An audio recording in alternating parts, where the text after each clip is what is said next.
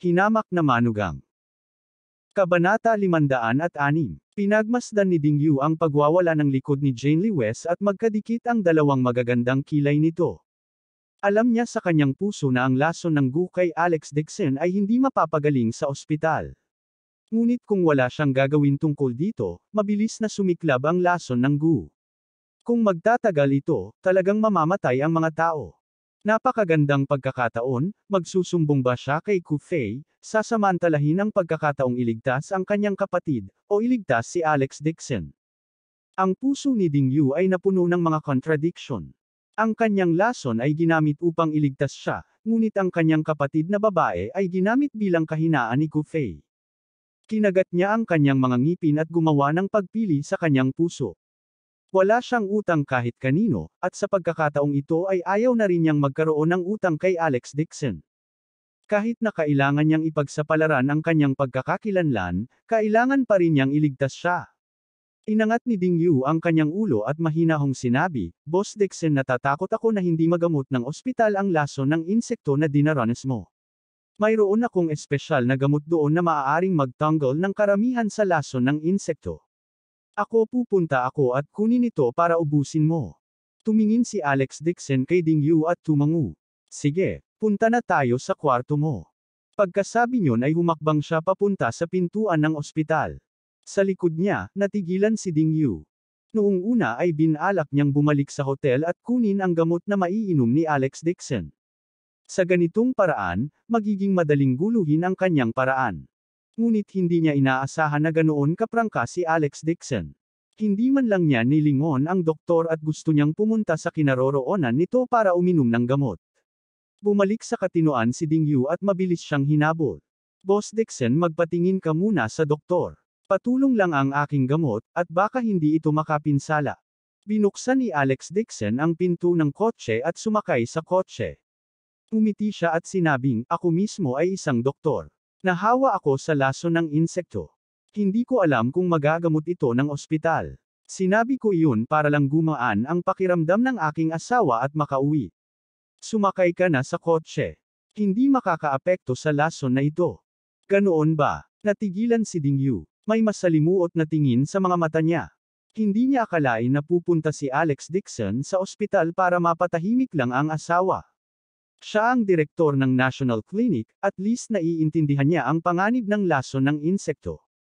Wala siyang pakialam sa buhay niya at mas gusto niyang mag-aksaya ng oras para pumunta sa ospital. Natatakot siyang mag-alala ang kanyang asawa. Pagtingin kay Alex Dixon na nakaupo sa kotse, mukhang naantig ang malamig at magandang mukha ni Ding Yu. Sa hindi malamang dahilan, nakaramdam siya ng inggit sa kanyang puso. Sa selos. Sa totoo lang napakabuti niya sa kanyang asawa. Umupo si Ding Yu sa likod na hanay at mahinang nagsabi, "Boss Dixon, naiinggit talaga ako sa asawa mo. Maari kanyang makuha. Ganyan ang lalaki." Hinawakan ni Alex Dixon ang manibela at iniisip si Helena na nahimatay. Casual niyang sinabi, "Makikilala mo rin siya." Hehe. Ibinaba ni Ding Yu ang kanyang ulo at tumawa ng masama sa sarili. Ang isang babaeng assassin na tulad niya, na malamig sa kanyang puso at pinatay ng hindi kumukurap, ay hindi akma na magkaroon ng normal na buhay sa buhay na ito. Hindi rin niya makikilala ang isang lalaking tulad ni Alex Dixon. Ito ay talagang kakaiba. Hindi pa siya naindayog ng ganito noong siya ay nasa isang misyon. Hindi kaya dahil kay Alex Dixon kaya hindi niya kamukha ang sarili niya.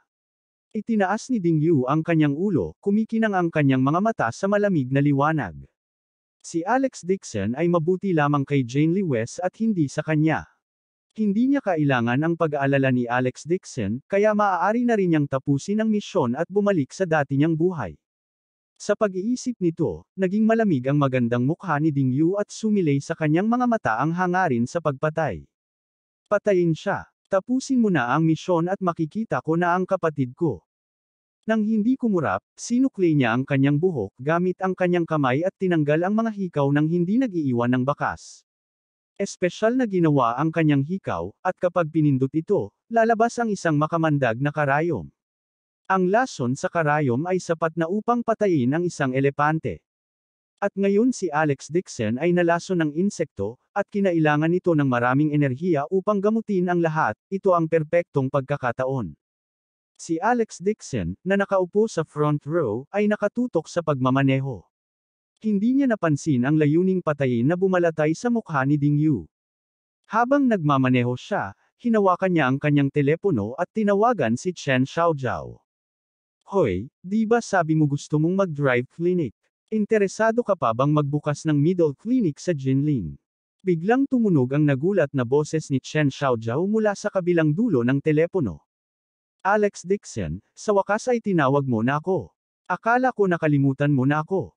Huwag kang mag-alala. Malaki ang alaala ko, ngunit maaalala ko ang magagandang babae sa natitirang bahagi ng aking buhay. Kumagalpak ng tawa si Alex Dixon. Si Chen Xiaojiao ay gumawa ng tunog ng paft, at nagpout, bakit ako maniniwala sa iyo? Madalas sabihin ng aking lolo na kapag mas nagsasalita ang isang lalaki, mas nagiging hindi ka panipaniwala siya. Umiti si Alex Dixon at sinabing, sige, let me change my words. Ang mas pangit, mas mataba, mas pangit, at mas mabangis ang isang babae, mas may photographic memory ako. Bago siya matapos magsalita, ang galit na sigaw ni Chen Xiaojiao ay nanggaling sa kabilang dulo ng telepono.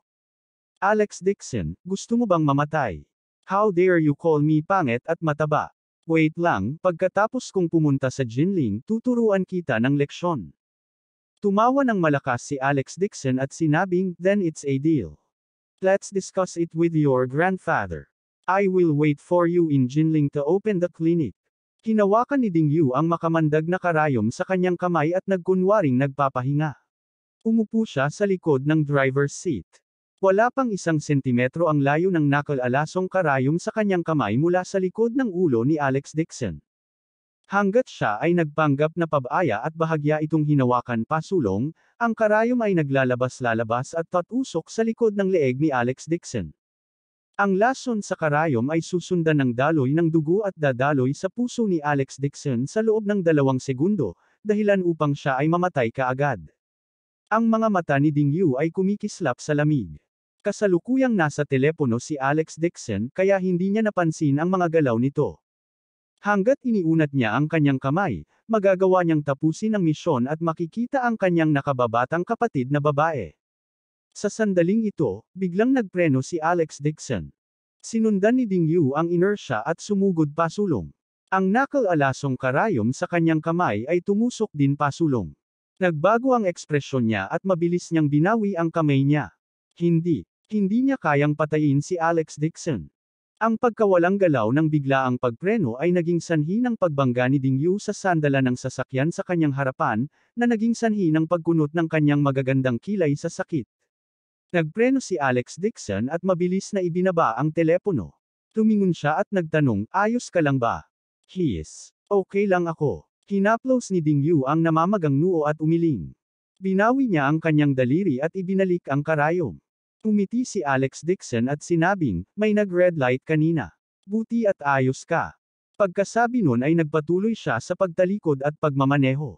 Nang matapakan niya ang accelerator, nanatili ring kalmado at nakolekta si Alex Dixon.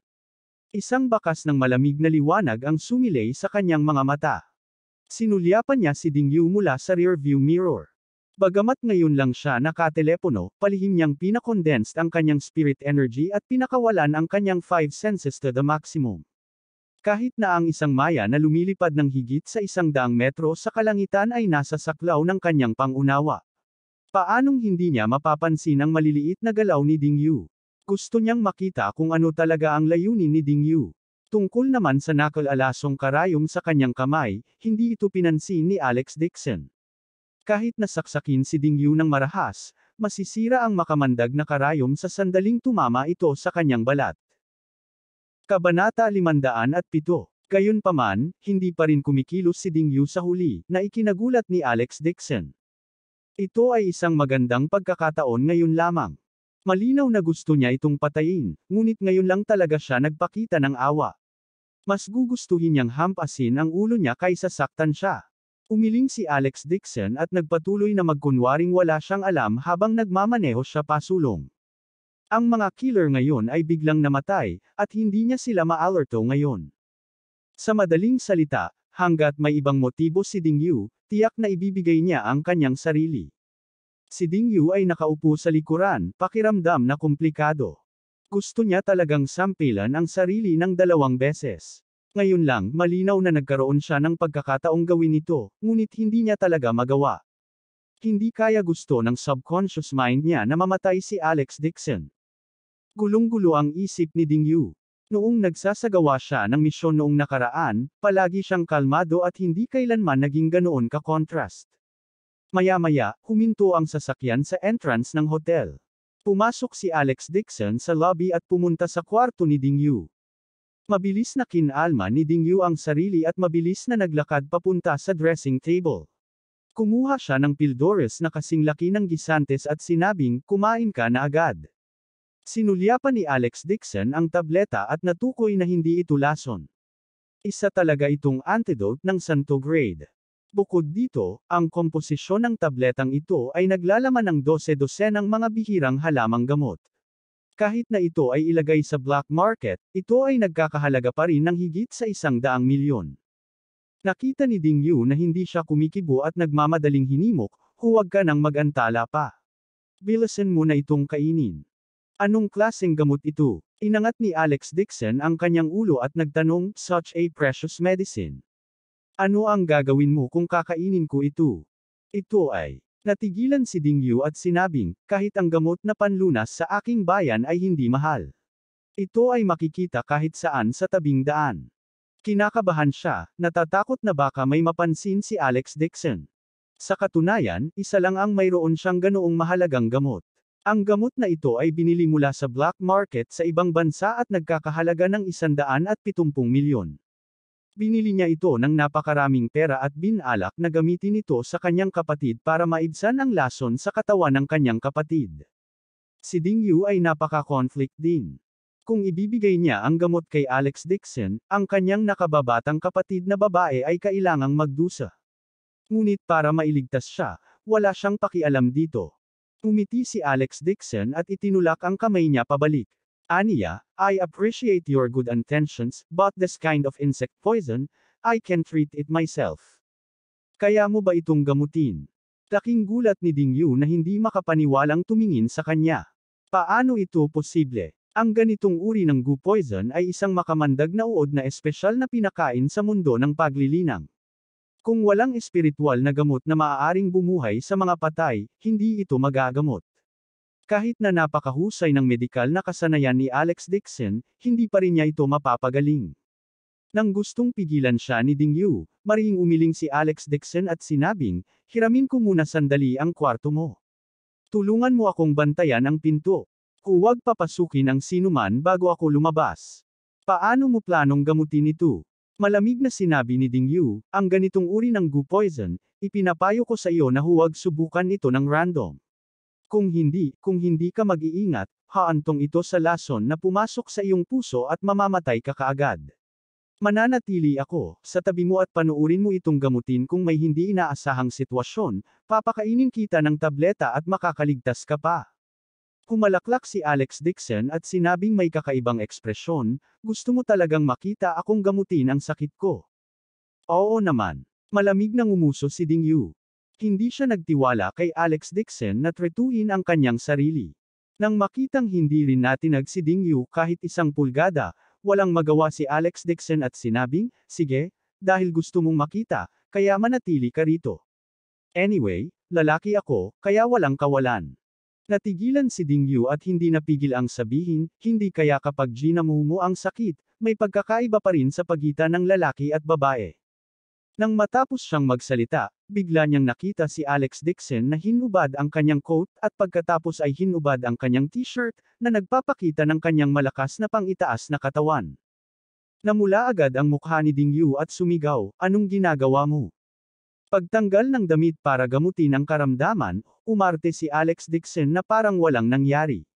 Habang tinatanggal niya ang kanyang sinturon, sinabi niya, kung gusto kong tusukin ang aking sarili ng mga pilak na karayom upang gamutin ang aking karamdaman, kailangan kong haburin ang aking mga damit. Kung gusto mong makita ito, tumayo ka sa tabi at manood, mawala.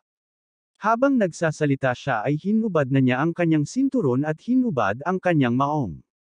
Natigilan si Ding Yu. Napatitig siya sa matipunong katawan ni Alex Dixon at wala siyang masabi.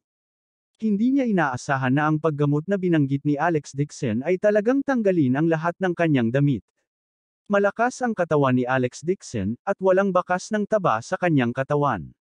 Ang kanyang balat ay nasunog sa araw sa kulay ng trigo. Tumingin si Ding Yu sa kanya at talagang naramdaman niyang uminit ang pisngi niya. Maging ang mga ugat ng kanyang leeg ay namumula, at ang kanyang puso ay tumibok ng malakas. Ano ang nangyayari? Hindi ba immune na siya sa mga lalaki? Ano ang binibilang ng katawan ng isang lalaki? Pero ngayon, namumula siya sa harap ni Alex Dixon. Habang tinatitigan ni Ding Yu, mukhang kalmado si Alex Dixon. Tumingin siya kay Ding Yu at hinawakan ang kanyang pantalon gamit ang dalawang kamay. Bakit ang pula ng mukha mo? Dahil ba nilalagnat ka? Huhuberin ko na ang huling piraso. Kung naiinitin ka, bakit hindi, maghubad ka na rin ng damit. Habang nagsasalita siya, hinawakan niya ang kanyang pantalon at ibinaba yon. Sa sobrang takot ni Ding Yu ay napasigaw siya.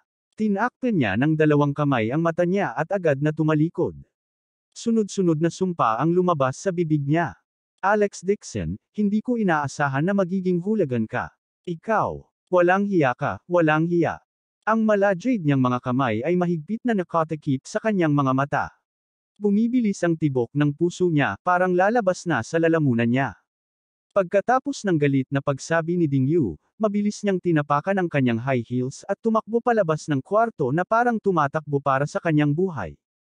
Bang! Malakas na nontog ang pinto sa sahig. Pati ang pader ay nanginginig na parang naglalabas ng galit. Umiling si Alex Dixon at nagpakawala ng mahabang buntong hininga. Suot pa rin niya ang kanyang pantalon. Nagkukunwari lang siyang hinuhubad, hindi talaga hinuhubad. Kaya lang ayaw niyang makita siya ni Ding Yu na ginagamot ang kanyang karamdaman. Gayunpaman, labis na nagulat si Alex Dixon sa matinding reaksyon ni Ding Yu. Hindi niya akalain na si Ding Yu, na kadalasang makulit at nagkusa pa nga siya, ay parang batang babae ngayon at tinakpan pa ang kanyang mga mata. Hindi kaya nakita ng babaeng ito ang katawan ng lalaki. Kahit na, hindi pa ba siya nagkaroon ng boyfriend?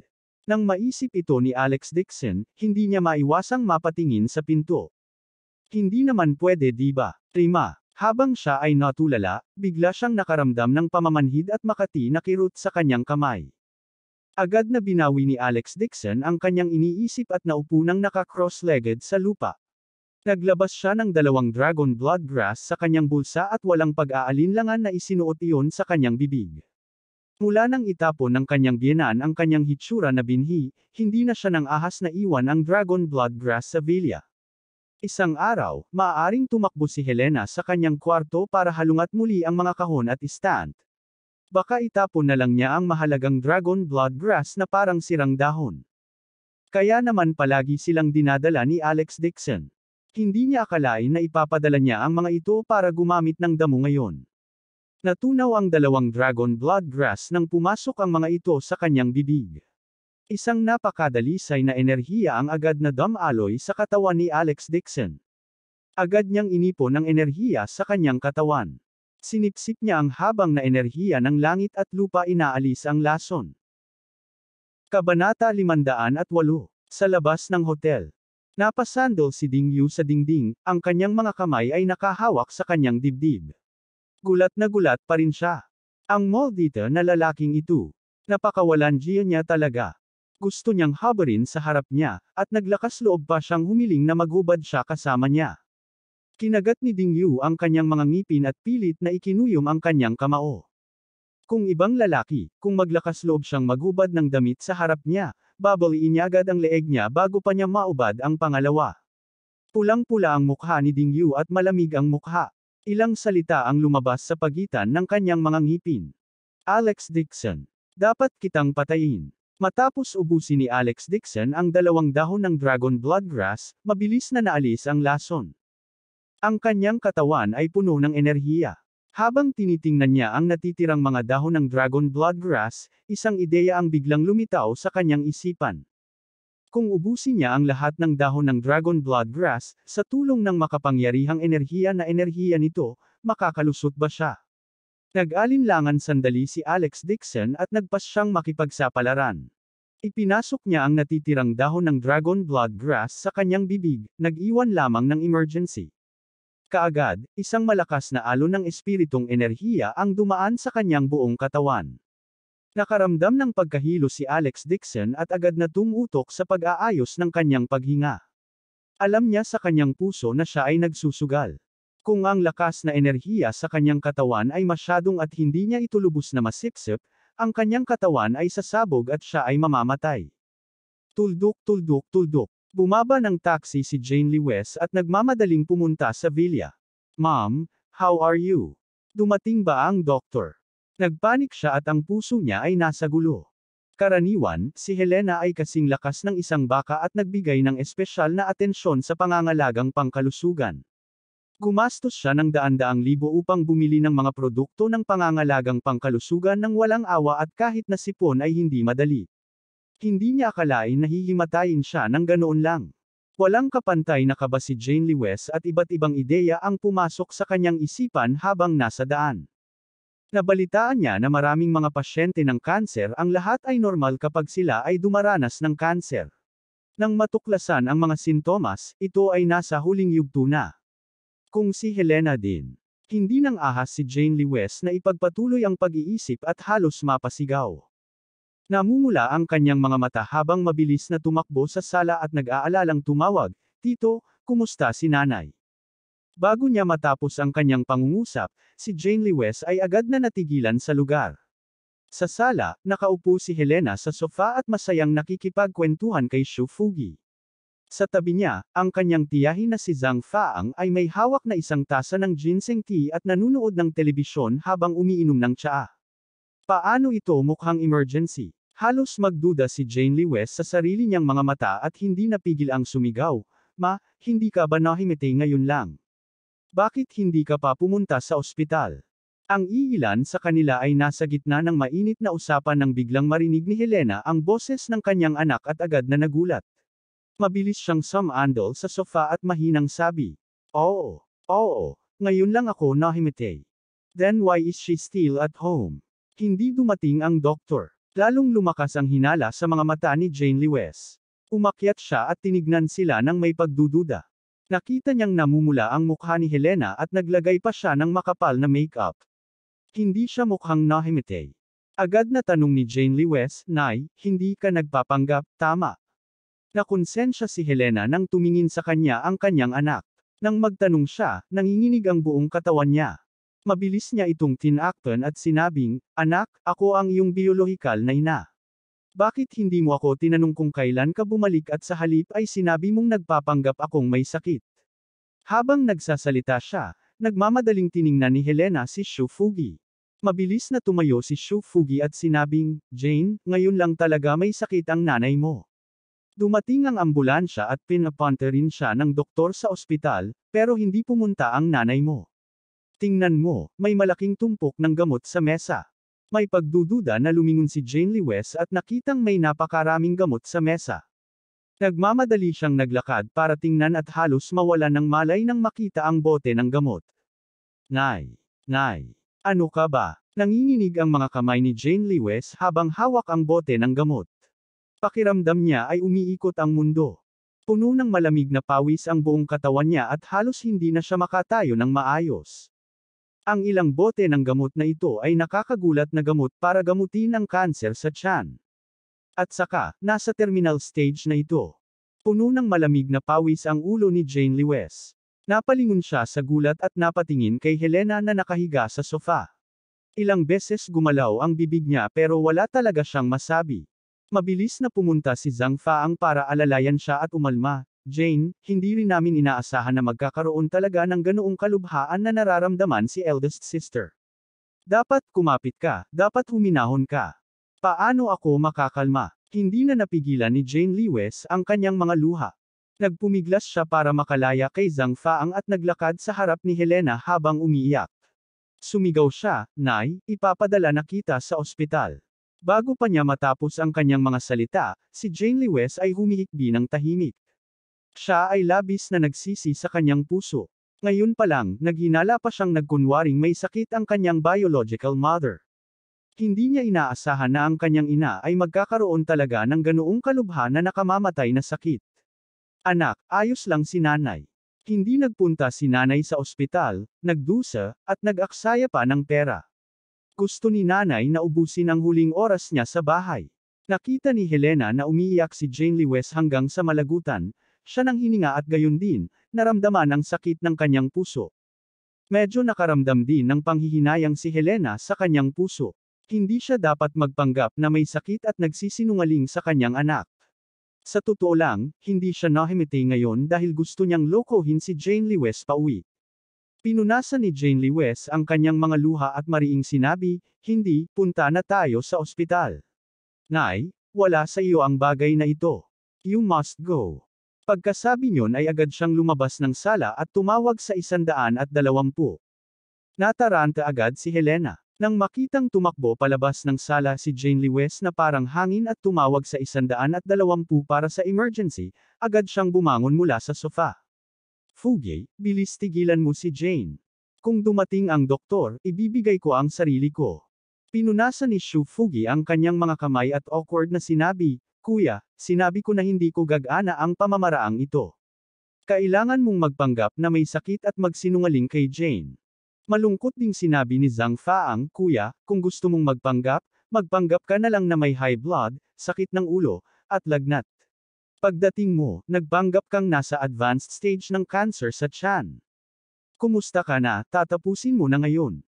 Hindi nasisiyahang sinabi ni Helena, "Lahat ng mga ito ay dahil sa inyo.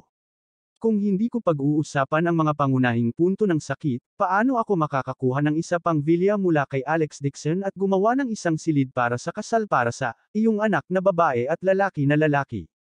Nang ibuka niya ang kanyang bibig, agad na nalante si Shu Fugi. Ang kanyang anak na babae, si Shu Shanshan, ay tumawag mula sa Yan Capital.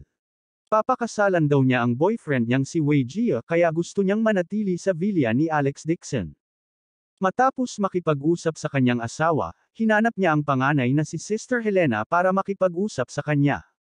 Nag-isip sandali si Helena. Pakiramdam niya ay tumigas na ang mga pakpak ni Alex Dixon at hindi nakinig sa utos nito, kaya nag-isip siya ng ideya para magpanggap na may sakit. Binalak niyang suyuan ang kanyang anak na humingi ng vilya kay Alex Dixon. Ang mga pakpak ng basurang ito ay tumigas na ngayon at hindi niya pinakinggan ang mga salita ng kanyang biyenan. Ngunit hindi tanga si Helena. Alam niya na hanggat hindi nagsasalita ang kanyang anak na si Jane Lewes, tiyak na pakikinggan siya ni Alex Dixon. Sa oras na iyon, hindi banggitin ang pagbibigay ng vilya, kahit na gusto niya ng isang bundok ng ginto at pilak, tiyak na makukuha ito ni Alex Dixon para sa kanyang anak na si Jane Lewes. Nang makitang tatawag na sana ng ambulansya si Jane Lewes, hinawakan ito ni Zhang Fa ang saglit at umupo sa sofa at sinabing, "Eldest sister, paano kung malantad ang bagay na ito?" Walang pakialam si Helena at sinabing, "Hindi ba iilan lang ang mga junior na doktor? I have my own ways. You guys don't need to worry about it.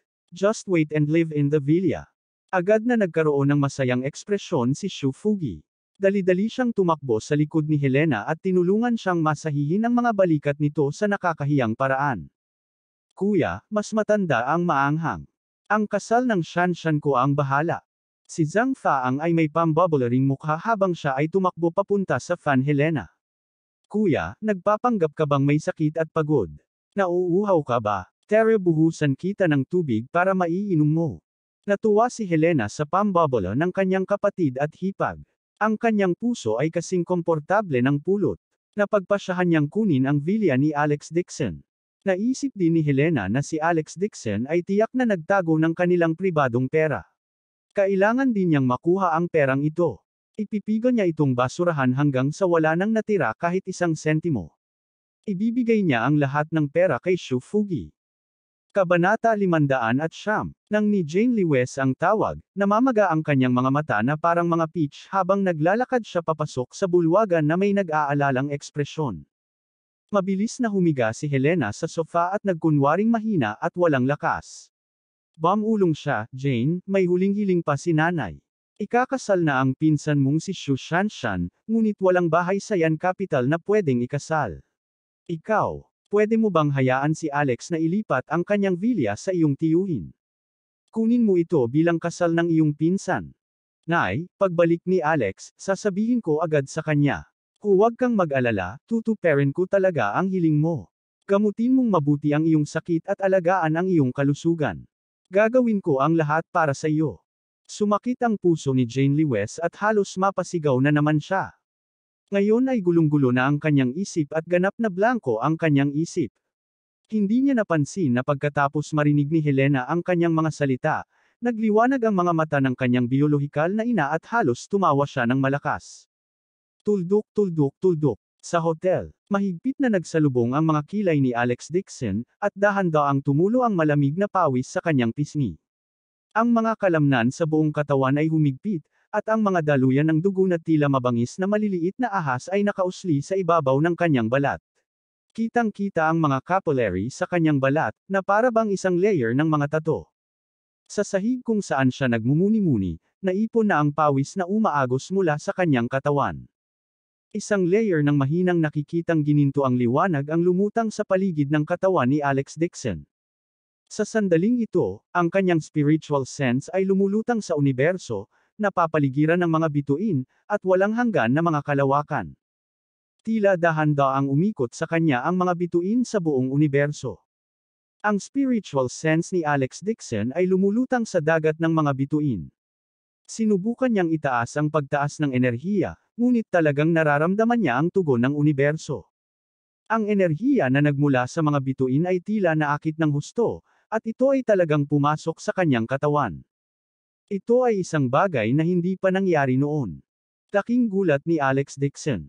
Bumaba ang tingin niya at nakita niyang halos transparent na ang katawan niya. Ang bawat capillary at bawat buto ay malinaw na nakikita.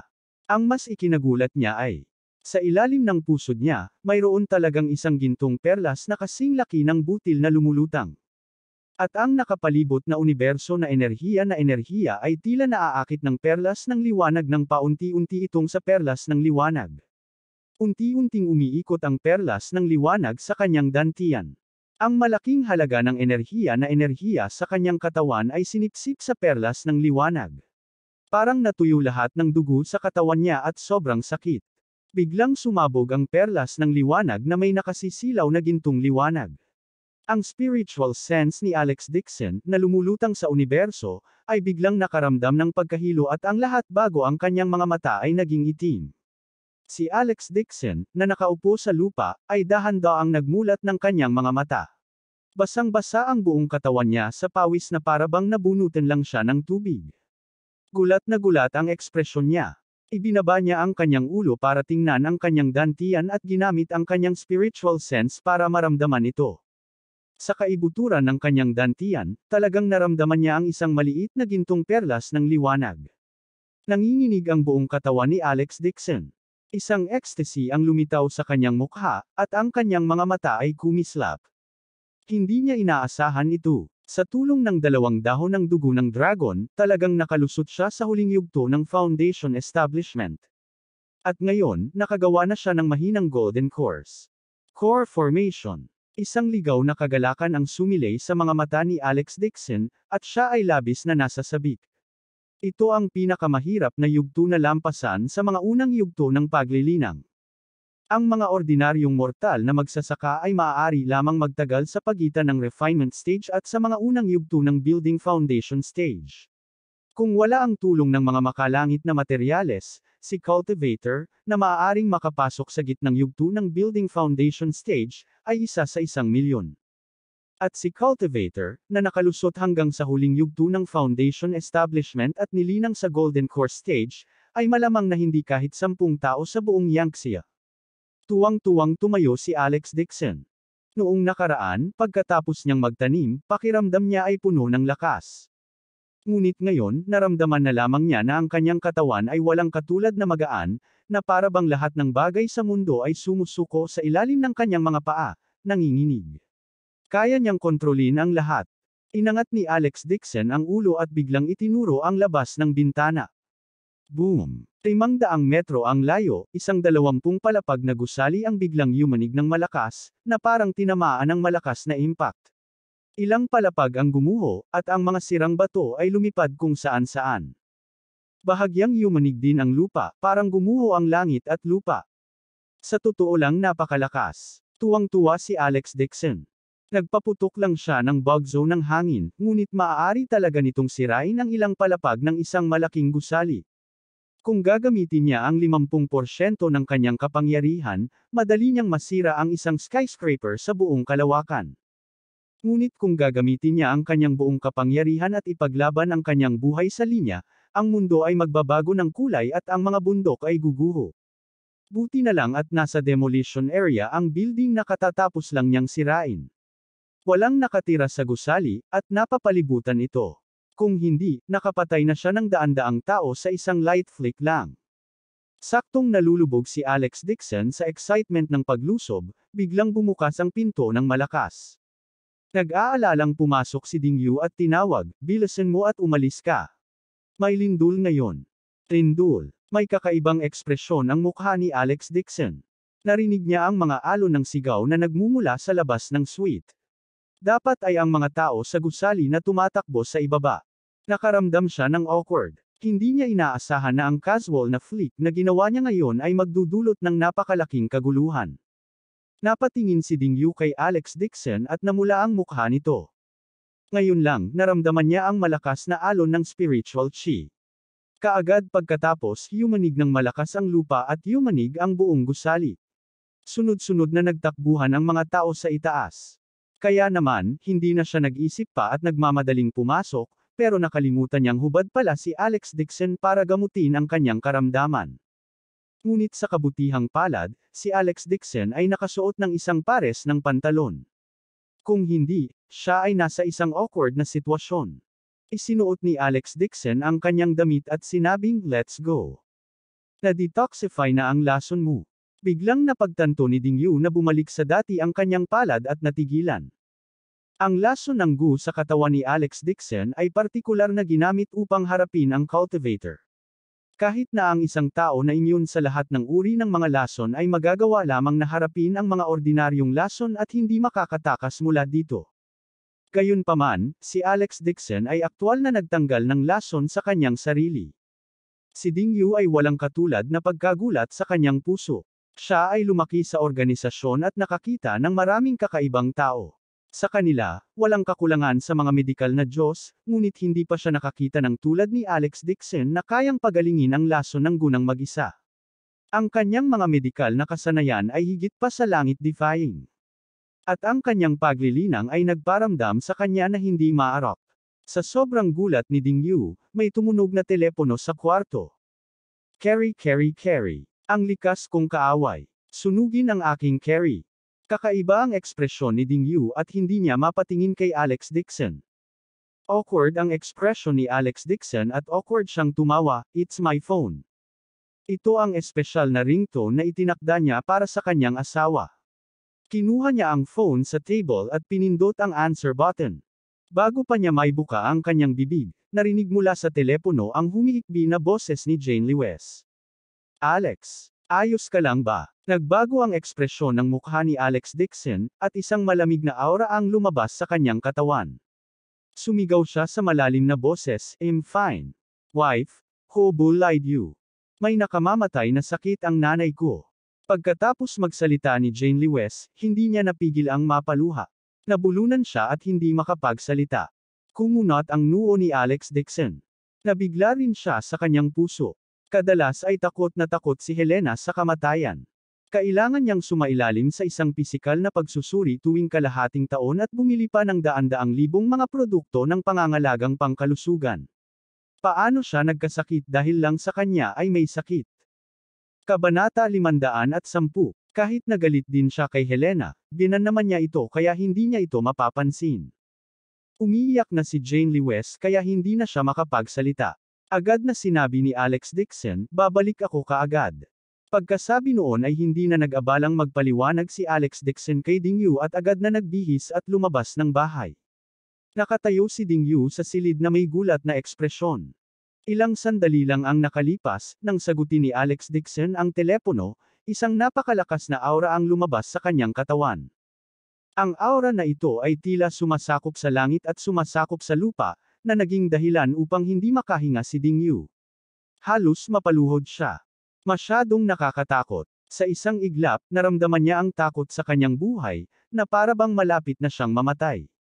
Ito kaya ang totoong lakas ni Alex Dixon. Tuldok, tuldok, tuldok. Sumakay ng shared bike si Alex Dixon. Ang kanyang puso ay nag-aapoy sa pagkabalisa, at mabilis siyang nagpidol sa mga gulong. Bumilis ang bisikleta, at nakakonekta ito sa kanilang magarang sasakyan. Marami sa mga driver sa kalsada ay nanlaki ang kanilang mga mata sa gulat. Idinikit nila ang kanilang mga ulo sa labas ng bintana upang tingnan. F-sick. Anong klaseng rider ito? Ang makasakay sa shared bike sa bilis na 70 milya, para itong karera ng Ferrari sa mga lansangan. Siyempre, alam din ni Alex Dixon na lahat ng tao sa kalsada ay nakatingin sa kanya. Ngunit wala na siyang pakialam doon. Ang kanyang mga binti ay puno ng espiritu ng enerhiya, at siya ay nagpidol sa bisikleta na parang isang gulong ng apoy. Isang oras na paglalakbay, 15 minuto lang ang ginamit ni Alex Dixon para marating ang pasukan ng Villa. Bumaba siya ng sasakyan at nagmamadaling pumasok sa Villa. Habang naglalakad siya papunta sa pintuan ng sala, narinig niya ang pag-iyak ni Jane Lewis mula sa loob. "Mom, please go to the hospital to treat your disease. Nakikiusap ako sa iyo." Pumasok si Alex Dixon sa pinto at nakita niya si Helena na nakahiga sa sofa at mahina ang mukha. Ang asawang si Jane Lewis ay bahaging lumuhad sa tabi niya at hinawakan ang kanyang kamay, walang tigil na nagmamakaawa. Nakasquat din si Ming Nooran sa tabi niya, palagi siyang inaaliw. Umupo si Albert Lewis sa sofa nang walang pakialam sa mundo. Tila natakot siya sa masamang balita. Agad namang lumapit si Alex Dixon at nagtanong, "Asawa, ano ang problema ni nanay?" "Alex, bumalik ka na." Tumingon si Jane Lewis at nagliwanag ang kanyang mga mata, pagkatapos ay lumabo. Sinabi niya sa nanginginig na boses, "Ang kanser sa tiyan ni nanay." Kanser sa tiyan. Napatingin si Alex Dixon kay Helena at nakasimangot. Sa isang sulyap ay masasabi niyang buhay si Helena at sumipa. Not to mention stomach cancer, wala man lang siyang gastric ulcer. Ano ang balak ng matandang ito, para talagang magpanggap na may sakit? "Jane, huwag kang masyadong mab-alisa." Ay nalalayan ni Ming Nooran si Jane Lewis na napaluha at mabilis na pinayuhan, mas mabuting hayaan si Tita Shu na pumunta sa ospital para magpa-check up. Binigyan ko lang si Tita Shu ng isang pulso at pakiramdam ko ay maaaring ito ay isang maling pagsusuri. Katatapos pa lang niyang magsalita, biglang nagbago ang ekspresyon ni Helena na nakahiga sa sofa at itinaas ang katawan niya para manligaw. "Stop talking nonsense here. Do you think that I don't die fast enough, so you are lying here to confuse the crowd? Isa kang pharmacist, anong klaseng medical skills ang alam mo? You are such a wretched girl. Are you qualified to treat me? Nag-freeload ka sa bahay ko araw-araw." Si Ming Nooran ay may banayad at tahimik na personalidad. Nabigla rin siya sa panunumbat ni Helena. Nauutol niyang sabi, "Tita Shu, ako. Nang kunin ko ang pulso mo, alam kong wala kang cancer sa tiyan." Kalokohan. Nakonsensya si Helena at galit na tumalon mula sa sofa. Sinampal niya ang mukha ni Ming Nooran at sumigaw, "Magwala ka. Huwag mong isipin na hindi ko alam na gusto mo akong mamatay ng mas maaga. Maginhawa para sa iyo na akitin ang aking asawa na si Alex Dixon." Kinampas niya si Ming Nooran sa lupa. Dumudugo ang sulok ng kanyang bibig at lumitaw ang 5 marka ng daliri sa bahagi ng kanyang mukha. Wala siyang pakialam sa sakit at tinakpan ang kanyang mukha ng mga luha, "Tita Shu, hindi ko ginawa. Hehe, wag mong isipin na hindi ko alam na sinilip mo pa ang buhay ko." Napuno ng pagmamahal ang titig na iyon at naiisip mo pa ring matulog sa kanya. Baka magkarelasyon kayong dalawa.